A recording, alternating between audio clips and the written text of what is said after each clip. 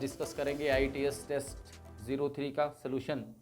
इसमें question number 46 की अगर हम बात करें तो 46 में क्या है कि कैथोड रेज ओरिजिनेट, सीधी सी बात है, कैथोड रेज जो है ना वो इलेक्ट्रॉन्स होते हैं और ये कैथोड से रिलीज होते हैं, ठीक है ना। अगर आप सेटअप की बात करें तो सेटअप में एक ट्यूब होता है ना, जिसको हमने क्या बोला था, कैथोड रे ट्यूब। उसके अंदर वैक्यूम होता है और मटेरियल यानी जो भी इलेक्ट्रोड मटेरियल है वहाँ से क्या होता है, इलेक्ट्रॉन रिलीज होता है, ठीक है।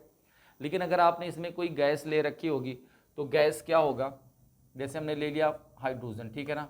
अगर आपने हाइड्रोजन इसमें ले लिया होगा तो सबसे पहले इसका डिसोसिएशन हो जाएगा, ये 2H में कन्वर्ट हो जाएगा, ठीक है ना।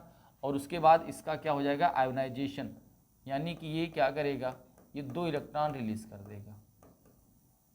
तो बाई नेचर अगर हम बात करें तो मटेरियल पे भी डिपेंड कर रहा है, और जो गैस निकली है ना, जो गैस हमने इसमें लिया है वो भी अगर आयोनाइज होगा तो क्या देगा, इलेक्ट्रॉन दे देगा। तो यहाँ पे क्या है कि first from material of cathode and then from the gas inside discharge tube. कोई भी गैस अगर आप लोगे तो आयोनाइजेशन के बाद में वो क्या देगा, इलेक्ट्रॉन दे देगा। तो यहाँ पर आंसर क्या हो जाएगा, आंसर यहाँ पे हो जाएगा हमारा 4, ठीक है। नेक्स्ट क्वेश्चन देखते हैं। नेक्स्ट क्वेश्चन में यहाँ पे दिया गया है कि द मैग्नीज, जिसका एटॉमिक नंबर यहाँ पे मेंशन किया गया है 25, has the outer electronic configuration. तो अगर हम इसके इलेक्ट्रॉनिक कॉन्फ़िगरेशन को लिखें तो क्या हो जाएगा, 1s2 2s2 2p6 3s2 3p6 4s2 3d5, ठीक है ना। आप काउंट कर लें, 2 2 4 6 10 2 12 6 18 2 20 5 25, ठीक है ना। तो इस तरीके से हमारा जो कॉन्फ़िगरेशन बना है वो क्या बना है, 4s2 3d5। तो ये आप देखिए 4s2 और 3d5, ये d हो जाएगा, ठीक है। तो इस यहाँ पे हमारा आंसर हो जाएगा सेकंड। नेक्स्ट क्वेश्चन की बात करते हैं। तो नेक्स्ट क्वेश्चन में दिया गया है यहाँ पर कि the value of energy of the first excited state of hydrogen atom will be. तो फर्स्ट एक्साइटेड स्टेट का मतलब हो गया कि यहाँ पर जो इलेक्ट्रॉन है वो सेकेंड एनर्जी स्टेट में है। कहाँ पर है, सेकेंड एनर्जी स्टेट में। तो अगर हम यहाँ पे क्या निकालेंगे, इसकी एनर्जी निकालेंगे तो इक्वल्स टू क्या होता है, -13.6 Z²/n², ठीक है। ये हो जाएगा हमारा इलेक्ट्रॉन वोल्ट में। अब किसके लिए निकालना है आपको निकालना है हाइड्रोजन एटम के लिए। तो हाइड्रोजन एटम के लिए Z की वैल्यू हो जाएगी 1 और N की वैल्यू हमें पता चल गया फर्स्ट एक्साइटेड स्टेट, यानी कि N हमें लेना होगा 2। अब आप इस वैल्यू को इसमें पुट कर देंगे तो सेकेंड एनर्जी स्टेट के लिए हमें एनर्जी मिल जाएगी, क्या हो जाएगी, -13.6। Z की वैल्यू यहाँ पे हो जाएगा 1² 2², ठीक है ना। और अगर सॉल्व कर लेंगे तो हमें क्या मिल जाएगा, -3.4। और इसको हमने क्लास में बहुत याद करवाया कि आप इसको याद कर डालें, ठीक है ना। एनर्जी तो जरूर याद कर लें, कम से कम 5 to 6 एनर्जी लेवल तक आपको एनर्जी याद होना चाहिए। नेक्स्ट की बात करें तो number of D electrons in Fe+2 ion, ठीक है ना। इसका एटॉमिक नंबर भी दिया हुआ है। तो अगर इसके हम इलेक्ट्रॉनिक कॉन्फ़िगरेशन को करते हैं तो Fe क्या हो जाएगा, Fe हो जाएगा 1s2 2s2 2p6 3s2 3p6 4s2 3d6, ठीक है ना। 2 2 4 6 10 2 12 6 18 2 20 6 26। और अगर हम बात करते हैं यहाँ पर Fe+2 की, तो Fe+2 में ये जो कॉन्फ़िगरेशन है ना, इतना पूरा वो सेम रहेगा। अगर आप ध्यान से देखो तो 2 2 4 6 10 2 12 6 18 है ना। हमारे पास कुछ इनर्ट गैस है जैसे कि हीलियम, नियॉन, आर्गन। इसका एटॉमिक नंबर 2, ये 10, ये 18। तो इतने एटॉमिक नंबर की जगह पर हम सीधे सीधे क्या लिख सकते हैं, सीधे सीधे लिख सकते हैं आर्गन 18, ठीक है ना जी। उसके बाद 4s2।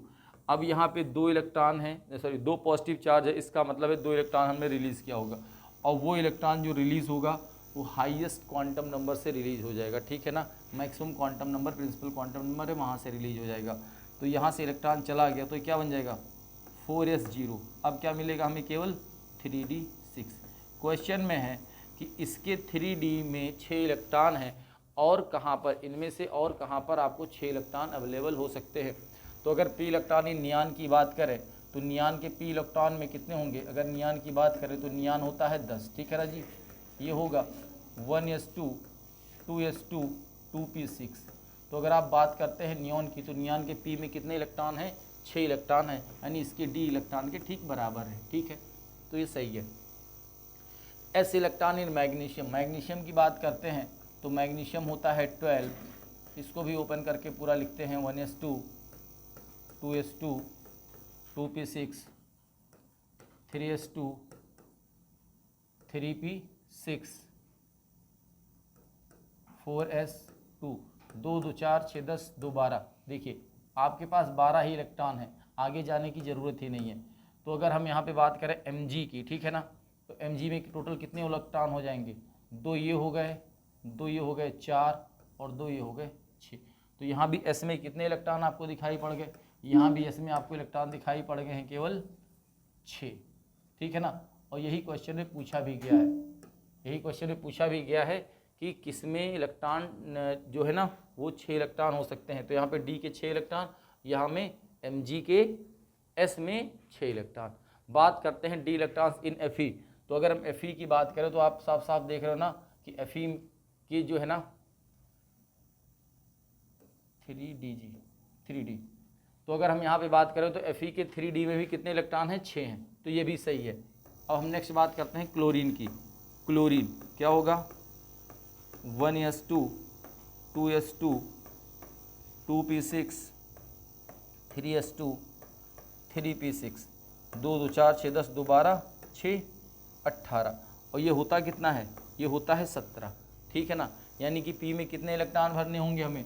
P में हमें केवल इलेक्ट्रॉन भरने होंगे 5। ठीक है, P में टोटल कितने इलेक्ट्रॉन भरने होंगे? 5। लेकिन एक काम करते हैं, यहाँ पे ना एक अगर हम नेगेटिव कर दें तो कितने इलेक्ट्रॉन हो जाएंगे? यहाँ पर 6। अब अगर आप P के इलेक्ट्रॉन की बात करेंगे तो P में यहाँ पर 6 इलेक्ट्रॉन है और 6 इलेक्ट्रॉन यहाँ पर हैं। ठीक है ना, टोटल कितने इलेक्ट्रॉन हो गए P के? 12 इलेक्ट्रॉन। तो इसमें ये वाला आंसर हो जाएगा, क्योंकि पूछा क्या है? Not equal to that of the.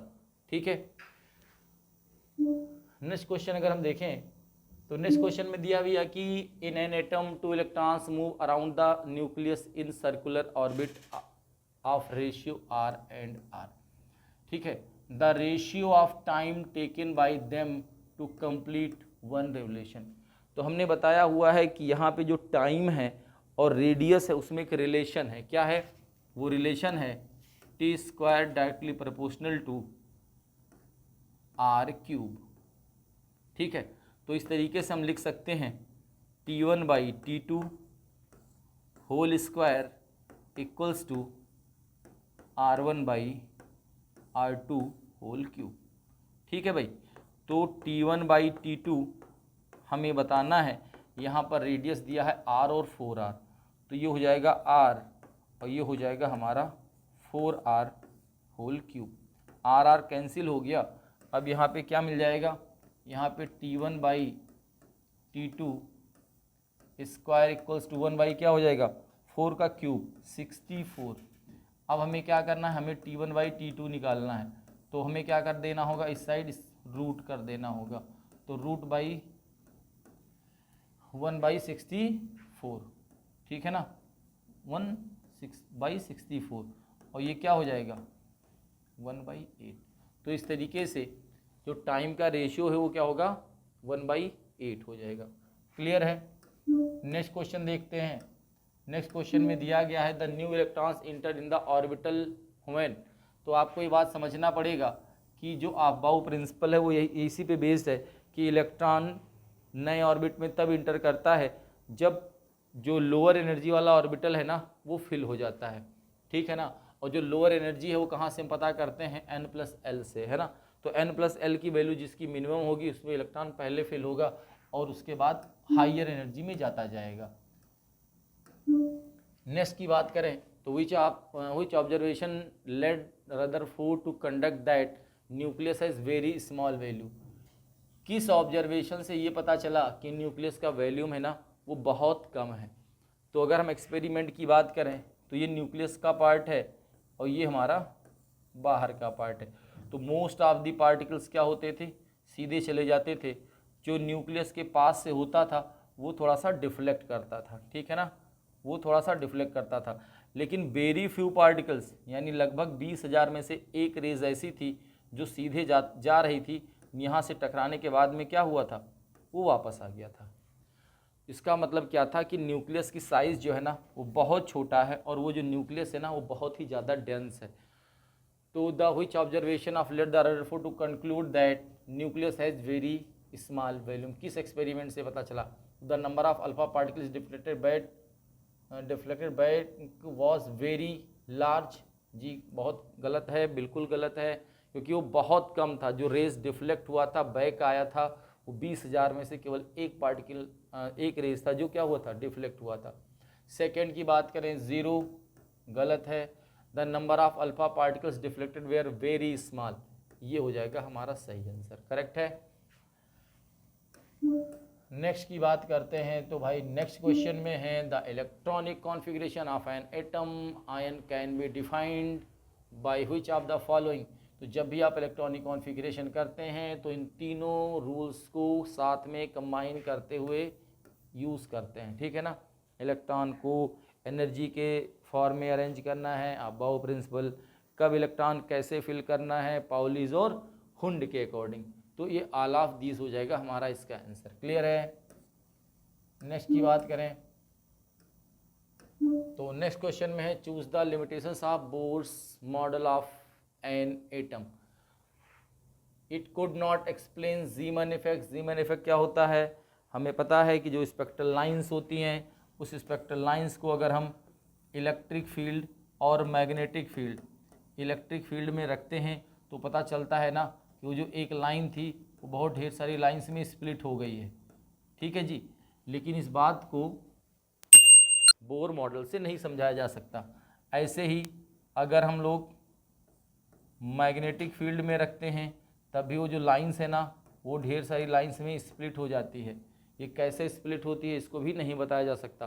तो जब आप इलेक्ट्रिक फील्ड में रखते हो तो इसको बोलते हो स्टार्क इफेक्ट। क्या बोलते हो, स्टार्क इफेक्ट। और मैग्नेटिक फील्ड में रखते हो तो क्या बोलते हो, जीमान इफेक्ट, ठीक है। क्या बोलते हो, जीमान इफेक्ट। तो it could not explain Zeeman effect and Stark effect, बात सही है। कैसे स्प्लिटिंग हुआ ये बोर भाई साहब नहीं बता पाते हैं। It was not accordance with D Broglie's dual nature of matter and Heisenberg uncertainty principle, बिल्कुल सही बात है, क्योंकि यहाँ पे बोर भाई साहब ने इलेक्ट्रॉन को एज ए पार्टिकल कंसीडर किया था, मैटर के पार्टिकल के फॉर्म में कंसीडर किया था। It could not explain the line spectra of multi electron system, बिल्कुल सही बात है। यहाँ पे जो बोर भाई साहब वो केवल 1 इलेक्ट्रॉन सिस्टम के लिए वैलिड हैं, ठीक है ना। उन्होंने 1 इलेक्ट्रॉन सिस्टम के लिए ही अपने मॉडल को रिप्रेजेंट किया था। नेक्स्ट है the radius of the first orbit of hydrogen atom is, है ना जी, इतना दिया हुआ है nanometer. The radius of first orbit of helium ion is, तो अगर हम रेडियस की बात करें तो रेडियस क्या होता है 0.529, ठीक है ना, n²/z एंगस्ट्रॉम, ठीक है जी। अब अगर हम वैल्यू रखते हैं इसमें, n² किस ऑर्बिट के लिए निकालना है, फर्स्ट ऑर्बिट के लिए। एटम कौन सा है हमारा, हीलियम है, ठीक है। तो यहाँ पे जो आंसर आएगा वो कितना आ जाएगा, वो आ जाएगा हमारा 264 एंगस्ट्रॉम। बट हमें निकालना किस में, हमें निकालना है नैनोमीटर में। तो ये क्या हो जाएगा 0.0264 नैनोमीटर, आंसर हो जाएगा हमारा फर्स्ट, क्लियर है। नेक्स्ट डिस्कस करते हैं। नेक्स्ट क्वेश्चन में क्या है, नेक्स्ट क्वेश्चन में दिया गया है कि according to Bohr's theory which of the following values of angular momentum of hydrogen is not permitted, इसमें से कौन सी वैल्यू सही नहीं है। तो हमें पता है कि एंगुलर मोमेंटम क्या होता है, mvr इक्वल टू nh/2π। तो चलिए स्टार्ट करते हैं। n की वैल्यू पहले 1 लेते हैं, तो 1/2 ये हो गया, ठीक है ना। अब इसको कैसे लिख सकते हो, इसको आप लिख सकते हो 1/2 को क्या लिख सकते हो 0.5 h/π। तो ये देखिए आपको मिल गया, मतलब ये सही है, ठीक है। दूसरा, अब n की वैल्यू 2 ले लीजिए, 2h/2π, 2 कैंसिल हो गया, क्या मिला h/पाई। तो ये भी कुल मिला के हमारा क्या हो रहा है, सही हो रहा है। तीसरी बात करते हैं, n की वैल्यू 3 ले लीजिए, 3h/2पाई क्या हो जाएगा, यहाँ पे हो जाएगा हमारा 1.5h/पाई। तो ये देखिए आपका तीसरा मिल गया, ठीक है ना। आप 4 रखोगे, 5 रखोगे, कभी भी आपको ये नहीं मिलेगा, तो ये वैल्यू हमारा परमिटेड नहीं है, ठीक है जी। नेक्स्ट है according to Planck's theory the energy of each quantum is directly proportional to, तो आपको पता है is directly proportional to nu होता है, ठीक है ना। और यही न्यू को अगर हम हटाते हैं तो एच न्यू हो जाता है। तो फ्रीक्वेंसी ऑफ रेडिएशन इसका आंसर हो जाएगा। क्लियर। नेक्स्ट क्वेश्चन देखा जाए। नेक्स्ट क्वेश्चन में है the radii of first Bohr orbit of, यहाँ पे थोड़ा सा करेक्शन करिएगा, ये ऐसे है, ठीक है ना। हाइड्रोजन, हीलियम और लिथियम के लिए आपको रेडियस का ऑर्डर बताना है। तो आपको पता है रेडियस क्या होता है, रेडियस डायरेक्टली प्रोपोर्शनल टू, अभी हमने पहले भी बताया है आपको, रेडियस डायरेक्टली, भैया पूरा लिख देते हैं इक्वेशन, डायरेक्टली प्रोपोर्शनल लिखने की जरूरत ही नहीं, पूरा लिख देते हैं, ठीक है ना। रेडियस क्या होता है, रेडियस होता है 0.529 n²/z, ठीक है। और अगर फर्स्ट ऑर्बिट की बात हो रही है, फर्स्ट बोर फर्स्ट ऑर्बिट की बात हो रही है, तो n हो जाएगा कांस्टेंट। अब जब n कांस्टेंट हो जाएगा तो r किस पे डिपेंड करेगा, केवल और केवल z पर, ठीक है ना। और z का मतलब होता है एटॉमिक नंबर। तो अगर हम देखते हैं तो हाइड्रोजन, हीलियम और लिथियम, इसमें अगर हम z की बात करें तो z क्या हो रहा है, z बढ़ रहा है। तो रेडियस क्या हो जाएगा, रेडियस अगर z इधर से इधर इंक्रीज हुआ है तो रेडियस इधर से इधर क्या हो जाएगा, इंक्रीज करेगा। तो आंसर हमारा थर्ड हो जाएगा, क्योंकि रिवर्स चल रहा है, दोनों रिवर्स चल रहे हैं, z और r दोनों क्या चल रहे हैं, रिवर्स चल रहे हैं। अगर इधर से इधर z बढ़ेगा तो इधर से इस साइड में r बढ़ जाएगा, ठीक है। इस क्वेश्चन में देखते हैं कि द लैम्डा फोटोन वेवलेंथ है किसी फोटोन का एंगस्ट्रॉम में, having energy equals to 1 electron volt, है ना। तो जो एनर्जी दिया गया है वो कितना दिया गया है, 1 इलेक्ट्रॉन वोल्ट, ठीक है। और आपको बताना है वेवलेंथ। तो एनर्जी और वेवलेंथ में क्या रिलेशन है, एनर्जी और वेवलेंथ में रिलेशन है इक्वल टू hc/λ, ठीक है।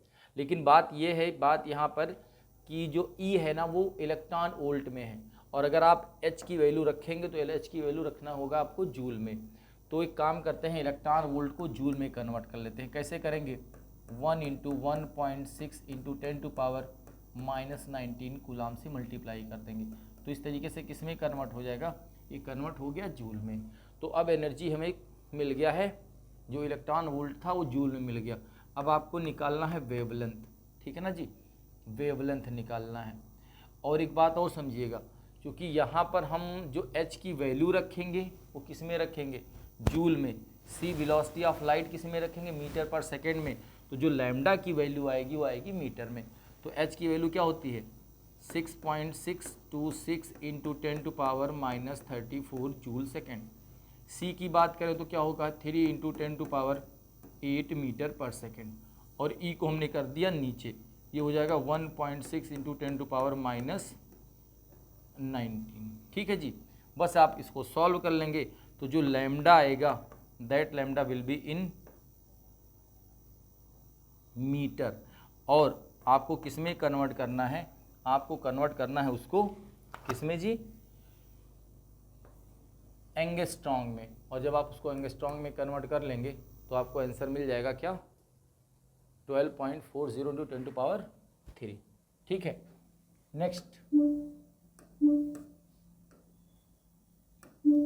नेक्स्ट देखते हैं यहाँ पर, द इलेक्ट्रॉन्स इन के सेल विल डिफर इन। आपको पता है के सेल अगर है तो ये हो गया हमारा, मान लीजिए के एल। तो इसके लिए क्या डिफर हो सकता है, प्रिंसिपल क्वांटम नंबर 2 इलेक्ट्रॉन्स है के सेल में, क्या डिफर हो सकता है, पहले इलेक्ट्रॉन के लिए भी 1, दूसरे इलेक्ट्रॉन के लिए भी 1। बात करेंगे एल की वैल्यू तो इसके लिए भी 0 मान लेते हैं और इसके लिए भी क्या हो गया 0। बात करते हैं m की, तो इसके लिए भी 0 हो जाएगा, इसके लिए भी 0 हो जाएगा। लेकिन अगर बात करते हैं s की, तो यहाँ पर ms पहले इलेक्ट्रॉन के लिए +½ दूसरे इलेक्ट्रॉन के लिए -½ तो क्या अलग हो सकता है, ये अलग हो सकता है स्पिन क्वांटम नंबर। ठीक है भाई। नेक्स्ट देखते हैं, if RH represent the Rydberg constant then energy of electron in ground state of hydrogen atom. तो एनर्जी का हमारे पास जो फॉर्मूला है वो क्या होता है, एनर्जी का जो फॉर्मूला होता है इक्वल टू -13.6 Z²/n²। और आपको पता है ई को और क्या लिख सकते हो, ई को लिख सकते हो hc/λ -13.6 Z²/n²। आपको निकालना क्या है, आपको निकालना है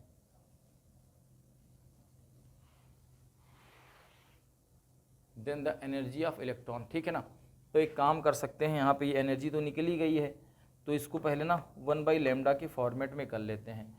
तो इधर क्या चला जाएगा, इधर हो जाएगा 13.6 hc Z²/n²।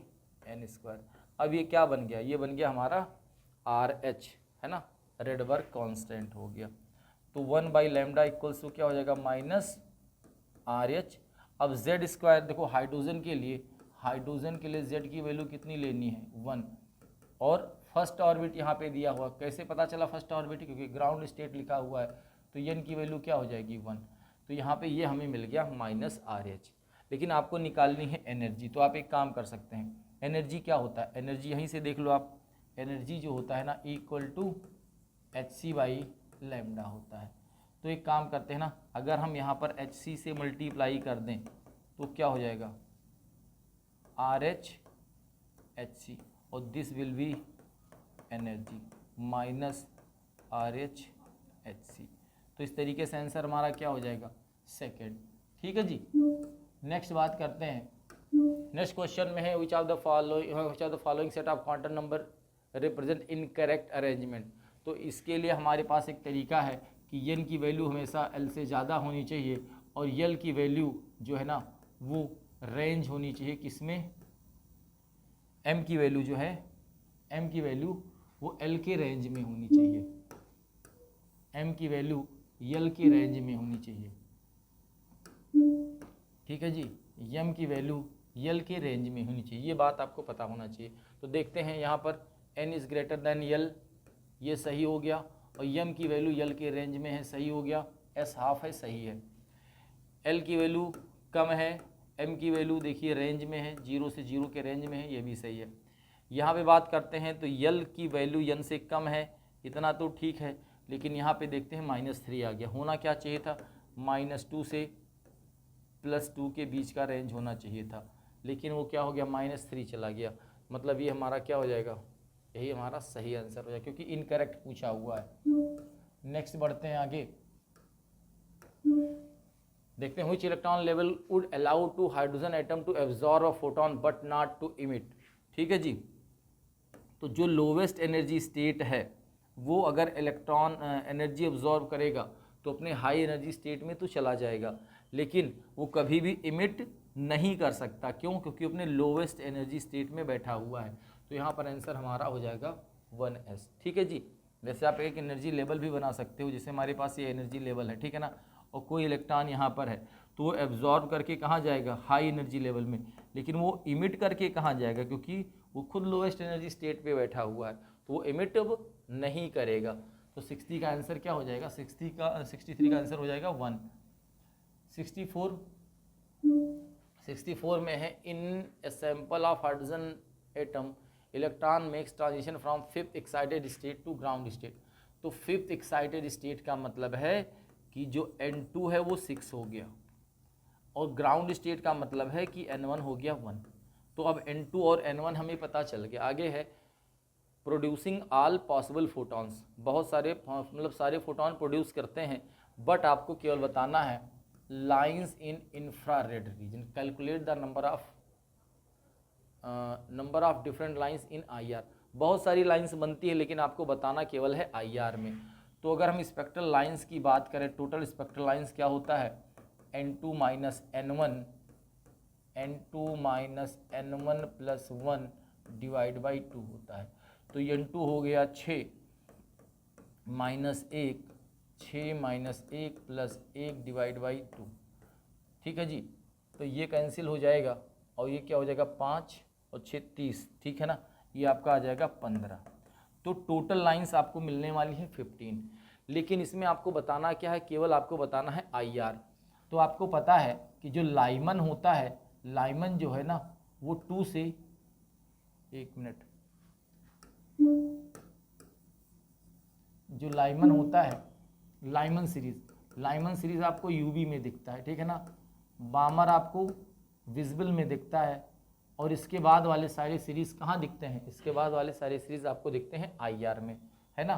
बाकी सारी सीरीज कहाँ दिखेंगे आपको, IR में। लाइमन, बामर, पास्चन, ब्रैकेट, फंड और हम्फ्री, ये सब कहाँ दिखेंगे, IR में।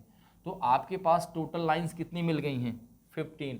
अब आप ये पता कर लो कि लाइमन और बामर में कितने होंगे, ठीक है ना, उनको माइनस कर दो, आपको IR का पता चल जाएगा। तो लाइमन सीरीज में हमने स्पेक्ट्रल लाइंस निकालने के लिए आपको बताया था कि N2 माइनस 1 करना होगा। तो N2 कितना है 6 माइनस 1 यानी 5 लाइंस दिखेंगी। और बामर में हमने क्या बताया था, N2 माइनस 2 कर लेना, तो 6 माइनस 2 इक्वल्स टू क्या हो जाएगा 4, यानी टोटल लाइंस 9। तो ये जो 9 लाइंस हैं वो यूवी और विजिबल के हैं। टोटल लाइंस आपके पास 15 है, जिसमें आपको बताना केवल क्या है, IR वाले। तो 15 में से 9 तो यूवी और विजिबल वाले हो गए, इनको हटा दीजिए। तो 15 में से क्या करना है हमें, 15 में से 9 हटा देना है, तो क्या हो जाएगा 6 लाइंस, यानी 6 लाइंस हमारे पास कौन सी होंगी, IR वाली हो जाएंगी, ठीक है जी। अगला क्वेश्चन देखते हैं। अगले क्वेश्चन में है select the incorrect match. Incorrect match आपको बताना है। n इक्वल्स टू 7 से 1, अगर 1 में आया है तो क्या होगा जी, वो लाइमन लाइन होगा। इनफाइनाइट से अगर आ रहा है 1 में तो लिमिटिंग लाइन ऑफ लाइमन, ये भी सही है। N3 से 2 में आया है तो फर्स्ट लाइन ऑफ बामर। तो बामर देखो, लाइमन में इलेक्ट्रॉन कहाँ लौटेगा, इलेक्ट्रॉन लौटेगा N1 में, N1 इक्वल्स टू 1 में, ये 2 में और ये 3 में, ये 3 है, ठीक है ना जी। बामर क्या होता है, बामर में आएगा 2 में, और अगर 3 से 2 में आया है तो फर्स्ट से लाइन होगी, वो क्या होगी, फर्स्ट लाइन। इनफाइनाइट से 5 में आया है तो फर्स्ट लाइन नहीं होगा जी, मतलब यही हमारा इनकरेक्ट मैच है, ठीक है। नेक्स्ट क्वेश्चन देखते हैं। नेक्स्ट क्वेश्चन में दिया हुआ है the kinetic energy of electron is E when wavelength of incident radiation is lambda, ठीक है। काइनेटिक एनर्जी है वो E है, और जो वेवलेंथ है इंसिडेंट रेडिएशन की वो है lambda. To increase kinetic energy of electron 2E, अगर हम इलेक्ट्रॉन की काइनेटिक एनर्जी 2E करना चाहते हैं तो the incident wavelength must be, incident जो वेवलेंथ है वो कितना होना चाहिए। तो आप याद करो आइंस्टाइन का जो फोटो इलेक्ट्रिक इफेक्ट वाला जो इक्वेशन था वो क्या था, वो था hν equals to work function plus kinetic energy, या फिर hν equals to work function plus, यहाँ पे दिया क्या है कि काइनेटिक एनर्जी को 1 ले लेना है, हमने ले लिया, ठीक है। यहाँ पे वेवलेंथ के टर्म में लिखा हुआ है तो वेवलेंथ के टर्म में लिख दूँ hc बाई लैम्डा लिख दूँ, 5 प्लस E है ना, इसको इक्वेशन 1 कर देना, इसको हटा देना, ठीक है। ऐसे ही दूसरा इक्वेशन बना लेते हैं तो वो क्या हो जाएगा, वो हो जाएगा hc बाई लैम्डा डैश क्या हो जाएगा 5। अब एनर्जी कितनी कर देनी होगी, अब एनर्जी कर देनी होगी 2E। अब बताओ कितनी एनर्जी हमें करनी है ना, सॉरी मतलब वेवलेंथ चेंज करना है, एक ही बात है, एनर्जी चेंज करना, वेवलेंथ चेंज करना, फ्रीक्वेंसी चेंज करना, ठीक है। तो एनर्जी जो काइनेटिक एनर्जी जो E थी ना उसको बढ़ा के 2E कर दिया गया है। तो अब आपको बताना है कि कितना वेवलेंथ रखना पड़ेगा। तो इक्वेशन 2 माइनस 1 कर दीजिए, क्या मिलेगा hc by lambda dash minus hc by lambda equals to 5 तो कैंसिल हो जाएगा, 2E minus E, 2E minus E equals to क्या बन जाएगा, E बन जाएगा। और hc अगर हम कॉमन ले लेते हैं तो कॉमन रहने दो, भी कॉमन मत लीजिए, है ना, इसको भी ऐसे ही रहने दीजिए, 1 by lambda dash minus hc by lambda. आपको निकालना क्या है, न्यू वेवलेंथ लैम्डा डैश निकालना है, ठीक है ना। तो आप रीअरेंज कर दो, तो ये हो जाएगा ई माइनस राइट में जाके प्लस हो जाएगा h c by lambda h c divide by lambda dash. ठीक है ना जी। आपको चाहिए लेमडा डैश, तो 1 by lambda dash equal to E divide by h c plus h c by lambda into h c cancel हो गया, तो 1 by lambda dash equals to E by h c plus 1 by lambda. Revert कर दीजिए तो lambda dash equal to क्या हो जाएगा, h c by E plus 1 by lambda. ठीक है, क्या बन जाएगा, एच सी प्लस ई और ई लेमडा। ठीक है ना। तो इसी को हमें क्या करना है, फिर से अरेंज कर लेना है and you will get this answer. ठीक है ना। इसी को अगेन फिर से आप क्या कर लीजिए, अरेंज कर लीजिए और आपको आंसर मिल जाएगा। ठीक है। Next, the energy liberated when an excited electron returns to ground state. यहाँ पे कॉमन मिस्टेक हो जाता है। कॉमन मिस्टेक ये होता है ना कि हम फाइनल से इनिशियल निकालने लगते हैं। एक्चुअली में जो हम एनर्जी निकालते हैं तो हायर एनर्जी से लोअर एनर्जी का डिफरेंस लेते हैं। ठीक है जी। और जब हायर से लोअर के बीच की एनर्जी आप लेंगे तो हमें पता है कि लोअर की एनर्जी निगेटिव होती जा रही होगी और ऊपर वाली वैल्यू कम होती जा रही होगी ना, मतलब पॉजिटिव में। तो इस तरीके से क्या होगा, सपोज करो आपको इनफाइनाइट से इलेक्ट्रॉन भेजना है कहाँ पर, ग्राउंड स्टेट में, जिसकी एनर्जी कितनी है -13.6। तो आप क्या करते हो, आप फाइनल माइनस इनिशियल करने लगते हो। ये नहीं करना है जी, हमें करना है 0 माइनस 13.6।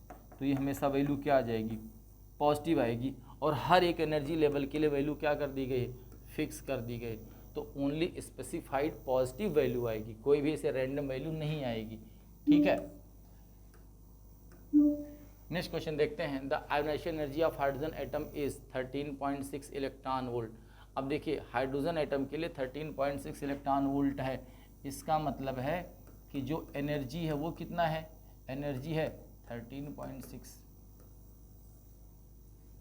ठीक है ना। The ionization energy of lithium बताना है। तो कुल मिलाकर के आप एनर्जी निकाल दो और उसी को क्या कर दीजिए, उसी को रिवर्ट कर दीजिए। तो एनर्जी क्या होती है, एनर्जी होती है -13.6 Z square by n square. तो -13.6 किसके लिए निकालना है, लिथियम के लिए निकालना है। तो लिथियम का एटॉमिक नंबर क्या हो जाएगा, 3 हो जाएगा। तो 3 का स्क्वायर है ना जी।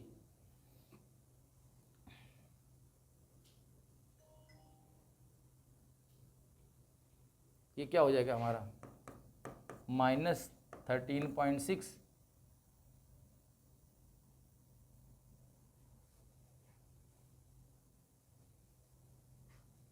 9। ठीक है। ये हमारा कितना आ जाएगा, ये आ जाएगा -1224 इलेक्ट्रॉन वोल्ट। तो आयोनाइजेशन पोटेंशियल क्या हो जाएगा, जस्ट उसका रिवर्स हो जाएगा, पॉजिटिव साइन में 1224 इलेक्ट्रॉन वोल्ट। ठीक है, आंसर हमारा आ जाएगा। क्लियर है।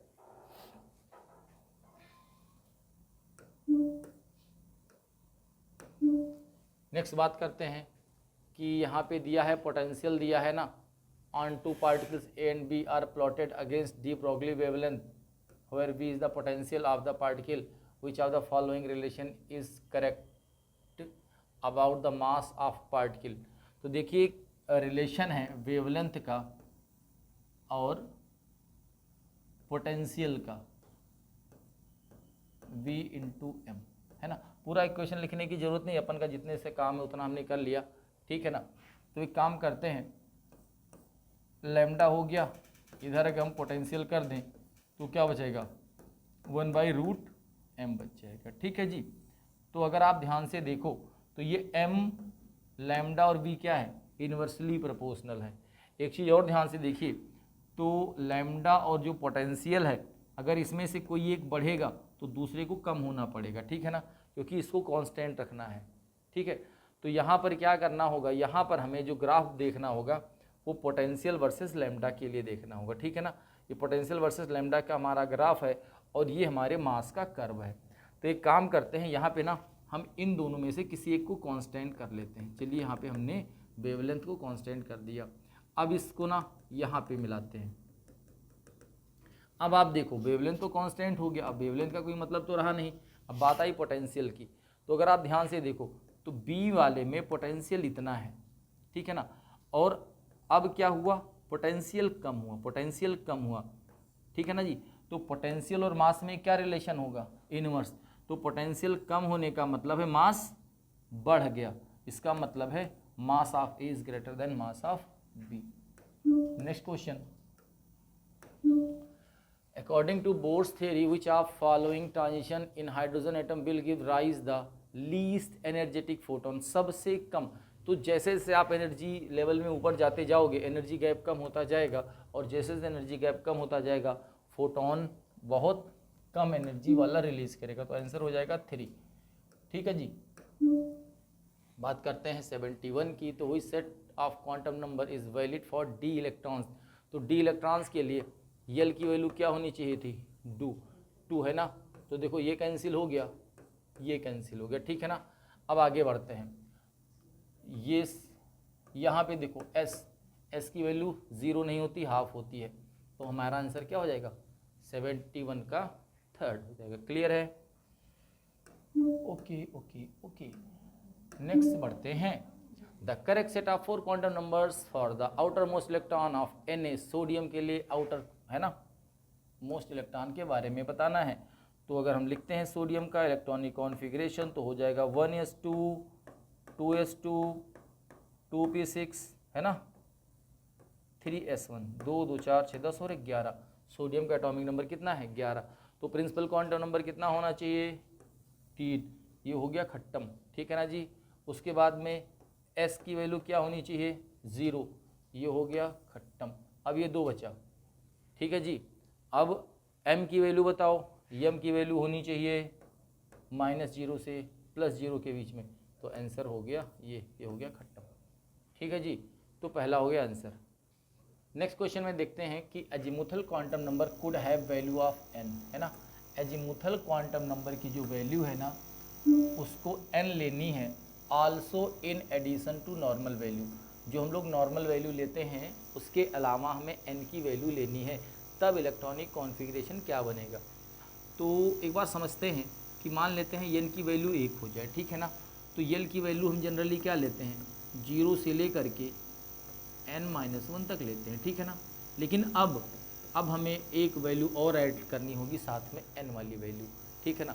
तो अगर n की वैल्यू 1 है तो l की वैल्यू क्या होनी चाहिए, 0। तो 0 तो हमने ले लिया, उसके अलावा n वाली वैल्यू भी हमें साथ में ऐड कर लेनी है, ये हो गया, ठीक।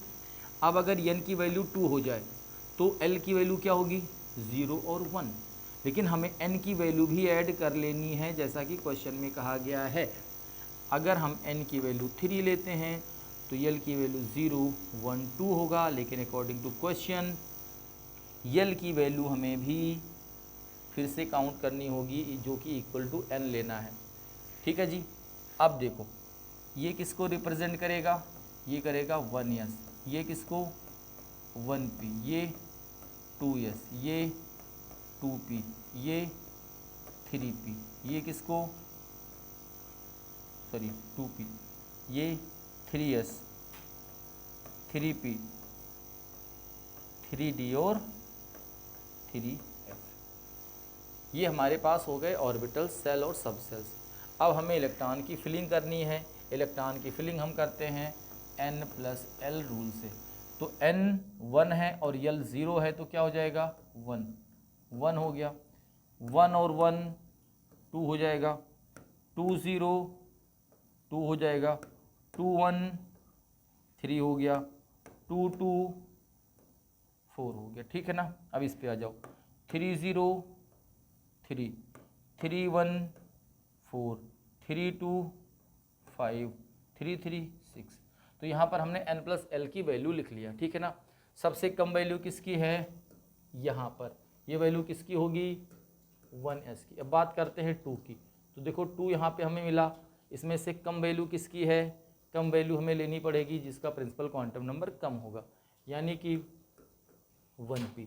1p के बाद 2s। अब बात करते हैं 3 की, तो 3 की वैल्यू आप देखो यहाँ पे मिल रहा है ना। अब जब n+l सेम होता है तो इलेक्ट्रॉन कहाँ फिल करते हो, इलेक्ट्रॉन फिल करते हो जिसका प्रिंसिपल क्वांटम नंबर कम हो, तो इलेक्ट्रॉन कहाँ जाएगा अब 2p में, 2p के बाद फिर 3p में, सॉरी 3s, 2p के बाद 3s। अब बारी आई 4 की, तो यहाँ पर 4 भी 2 बार आए हुए हैं, इसमें इलेक्ट्रॉन कहाँ पहले फिल करोगे जिसका n कम होगा, तो पहले इलेक्ट्रॉन कहाँ जाएगा, पहले इलेक्ट्रॉन जाएगा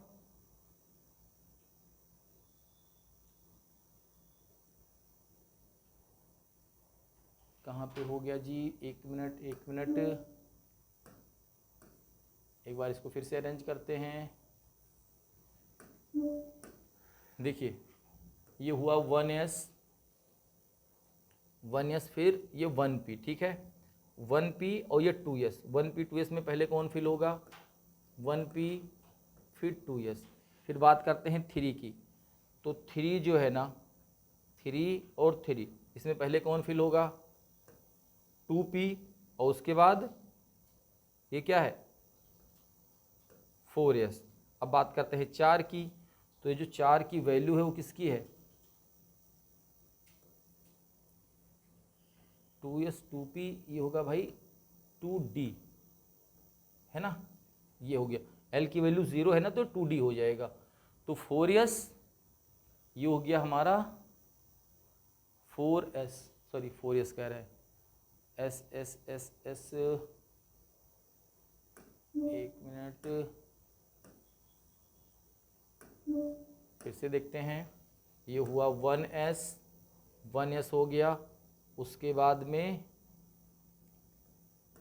1p हो गया, ठीक है, फिर 2s हो गया।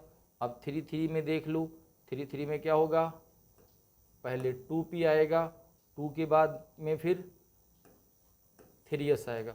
अब 4 की बात करें तो ये हो जाएगा 2d, और फिर ये वैल्यू हमारी किसकी है 3p की। अब आप फिल कर लो, तो 24 इलेक्ट्रॉन फिल करने हैं, तो 2 ये हो गए, 6 8, 2 10, 6 16, 2 18 और ये हो गया 6, ठीक है। तो हमारा आंसर क्या बन जाएगा इसमें, आंसर हमारा हो गया 1s2 1p6, 1s2 1p6, फिर 2s2 2p6, 3s2 2d6, ये आंसर हो जाएगा, ठीक है 73 का।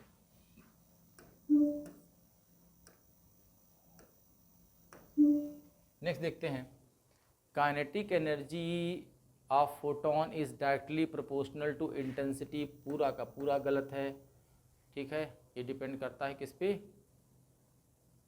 ये डिपेंड करता है हमारे नंबर ऑफ फोटोन पर, ठीक है। Each photon of light cause the emission only 1 photon, ये सही है, तो यहाँ पे हमारा वो गलत हो गया, ये सही हो गया, आंसर चौथा हो जाएगा, ठीक है। नेक्स्ट की बात करें तो which frequency of the following electron transition in the hydrogen atom will release the largest amount of energy. आपको पता है कि जो लोअर एनर्जी गैप था ना, जो लोअर एनर्जी गैप था वो था 10.2 के अप्रॉक्स में, तो वहाँ पर सबसे ज़्यादा एनर्जी रिलीज होगी, ठीक है जी। Next, the total number of orbitals in a principal shell, कितना होता है जी टोटल नंबर ऑफ ऑर्बिटल्स, होता है वो n², और 2n² कर देंगे तो क्या मिल जाएगा हमें, नंबर ऑफ इलेक्ट्रॉन्स मिल जाएंगे, ठीक है। Next, choose the incorrect relation, तो number of radial nodes n-l- सही है, एंगुलर नोड l के बराबर है, सही है, टोटल नंबर ऑफ नोड्स सही है। p orbitals are non directional, गलत है, क्योंकि ये क्या होता है px py pz एक्सिस यहाँ पर डिफाइंड होती है ना, तो डायरेक्शनल होता है ये। Next, principal azimuthal and magnetic quantum numbers are respectively, principal quantum number size बताएगा, एजीमुथल क्वांटम नंबर शेप बताएगा, और ओरिएंटेशन बताएगा। ठीक है जी, तो आंसर हो जाएगा इसका फर्स्ट। Next 79, angular momentum. ठीक है, ऑर्बिटल एंगुलर मोमेंटम ये भी सही है। नंबर ऑफ ऑर्बिटल्स इन ए सब सेल ये भी सही है, मतलब यहाँ पर ऑल आर करेक्ट। नेक्स्ट होगा, in a multi electron atom which of the following orbital describes by 3 quantum numbers will have the same energy. Same energy का मतलब हो गया कि वो क्या है, डीजेनरेट एनर्जी लेवल पे है, in absence of magnetic and electric field, यानी वहाँ पे कोई स्प्लिटिंग नहीं हुई है। तो इसके लिए क्या करना होगा, इसके लिए आपको n+l देख लेना होगा, किसका n+l सेम है। तो अगर आप देखोगे तो n+l यहाँ पे 5 है, यहाँ पर कितना है n+l, ये l की वैल्यू दी गई है जी भाई, ये l की वैल्यू गिवन है, ये l की वैल्यू गिवन है। तो ये कितना हो जाएगा 1, यहाँ पर कितना हो जाएगा 2, यहाँ पे कितना हो जाएगा 3, यहाँ पे कितना हो जाएगा 5, यहाँ पे कितना हो जाएगा 5। ठीक है ना, तो चौथा और पांचवा क्या हो जाएगा, डीजनरेट एनर्जी लेवल, यानी इनकी एनर्जी क्या होने वाली है, सेम होने वाली है।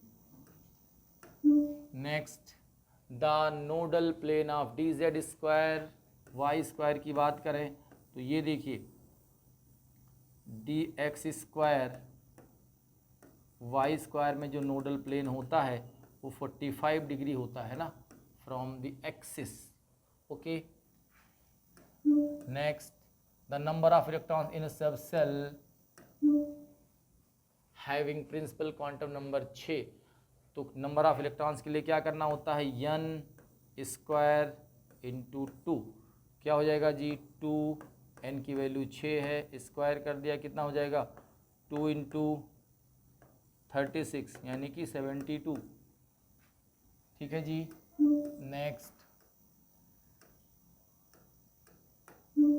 नेक्स्ट है, द नाइट्रोजन एटम है 7 proton and 7 electrons. The nitride ion, तो नाइट्राइड आयन का मतलब क्या हो जाएगा 3 इलेक्ट्रॉन एक्स्ट्रा हो गए, तो इसमें क्या हो जाएंगे जी, प्रोटॉन 7 रहेंगे लेकिन इलेक्ट्रॉन क्या हो जाएगा 10 हो जाएगा। ठीक है, नाइट्राइड आयन में केवल इलेक्ट्रॉन का चेंज होगा, प्रोटॉन थोड़ी चेंज हो जाएगा, प्रोटॉन का थोड़ी। The electronic configuration of di positive M+2 is 2, 8, 14, यानी M+2 का जो कॉन्फ़िगरेशन है वो है 2, 8 और 14। तो यम का कॉन्फ़िगरेशन क्या हो जाएगा 2, 8, 16। ठीक है ना जी। तो इसमें टोटल इलेक्ट्रॉन कितने हो जाएंगे, ये हो जाएंगे 26, sorry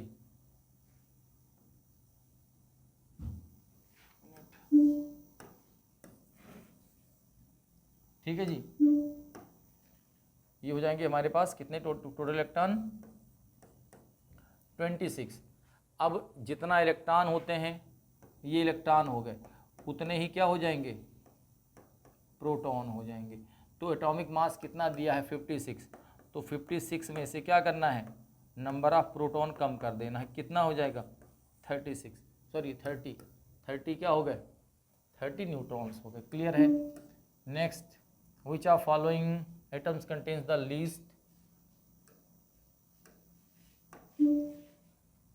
least number of neutrons. तो आपको क्या करना है मास से नंबर को कम कर देना है, सभी के मास से क्या करना है नंबर को कम कर देना है। आंसर क्या हो जाएगा यहाँ पे फर्स्ट आंसर आ जाएगा। क्लियर है। नेक्स्ट, यहाँ पे देखते हैं a body of mass x moving with velocity 100 meter per second, de Broglie wavelength इतना दिया हुआ है, मास बताना है। तो लैम्डा इक्वल्स टू क्या होता है h/mv। ठीक है जी, और मास बताना है तो मास m है अगर तो h/λ_b। डी ब्रोगली वेवलेंथ इसमें कहाँ दिया हुआ है मीटर में, यानी h की वैल्यू किस में रखनी होगी, h की वैल्यू आपको रखनी होगी 6.626 × 10⁻34 जूल सेकेंड में। ठीक है जी। लैम्डा दिया हुआ है, लैम्डा कितना है 6.62 × 10⁻35 और वेलोसिटी देखिए मीटर पर सेकंड में दी हुई है, ठीक है जी, इंटू 100। बस सॉल्व करेंगे तो जो मास की वैल्यू आएगी वो किलोग्राम में आ जाएगी, ठीक है ना जी।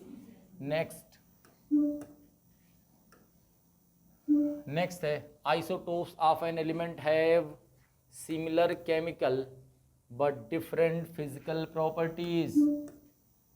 Next, the position and the velocity of small particles like electron cannot be simultaneously determined. This statement is given by Heisenberg's uncertainty principle. Next, an isotones क्या होते हैं, जिसमें न्यूट्रॉन सेम होते हैं। तो आपको क्या करना है, आपको डिफरेंस निकाल लेना है न्यूट्रॉन्स का। तो पहले आप इसका डिफरेंस निकाल देंगे, 76 32 कितना हो जाएगा, ये हो जाएगा 4 और ये हो जाएगा 44। अब आप चेक कर लो कि किस में जो है ना डिफरेंस 44 का आया है, ठीक है, आप चेक कर लीजिए।